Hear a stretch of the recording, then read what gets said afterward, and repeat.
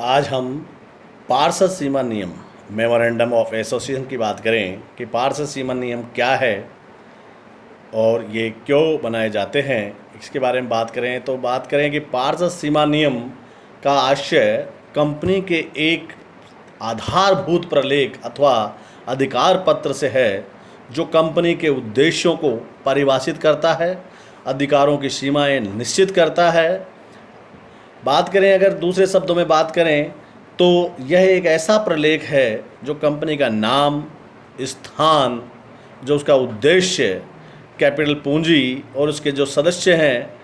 के दायित्व आदि की जानकारी देता है। अब इसको अगर समझने के लिए देखें तो इसके जो कंपनी अधिनियम की अनुसार जो परिभाषा दी गई है कि भारतीय कंपनी अधिनियम 2013 के अनुसार पार्षद सीमा नियम में दी गई जो परिभाषा इस प्रकार है कि धारा 256 के अनुसार कि सीमा नियम का आशय एक ऐसी कंपनी से है, ऐसी कंपनी के ऐसे पार्षद सीमा नियम से है जो पिछले किसी कंपनी अधिनियम अथवा इस अधिनियम के अंतर्गत मूल रूप से बनाया गया अथवा समय समय पर उसमें परिवर्तित किया गया। ऐसे जो है ऐसे पार्षद सीमा नियम इसके को शामिल किया जाता है। कि बात करें इससे पूर्व, जैसे कंपनी अधिनियम 1956 की बात करें या उससे भी पूर्व जो है नियम हैं उनमें कहीं समय समय पे या उससे पूर्व उसका निर्धारण किया गया हो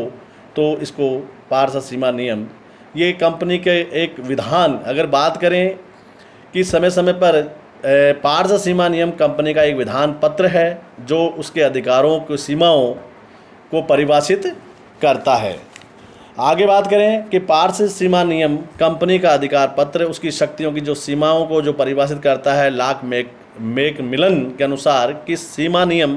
कंपनी की गतिविधियों के क्षेत्र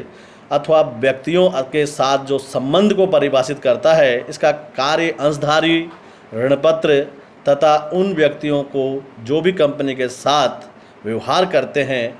इस योग्य बनाना है कि वे जान सके कि कंपनी का संपूर्ण कार्य क्षेत्र क्या है। अगर निष्कर्ष रूप में देखें तो ये कहा जा सकता है कि सीमा नियम, जो पार्षद सीमा नियम कंपनी का एक आधारभूत प्रलेख या अधिकार पत्र है जो कि उसके उद्देश्यों को परिभाषित करता है तथा कंपनी की जो अधिकार की जो सीमाओं का है निर्धारण करता है। इनके अंतर्गत कोई कंपनी अपना कार्य कर सकती है, यानी उद्देश्य और सीमाओं का निर्धारण करना ये पार्षद सीमा नियम की बात है। अगर हम बात करें इस परिभाषाओं और अर्थ के बाद अगर बात करें इसकी जो विशेषताएं हैं कि क्या क्या कैरेक्टरिस्टिक्स है पार्षद सीमा नियम की, जो विशेषताओं की बात करें तो सर्वप्रथम लें कि पार्षद सीमा नियम एक आधारभूत प्रलेख है जिस पर कंपनी का समामेलन होता है। नंबर 2 बात करें, यह एक सार्वजनिक प्रलेख है अतः जनता से अपेक्षा की जाती है कि उन्होंने इसकी विषय सामग्री पढ़ लिया है, देख लिया है या समझ लिया है।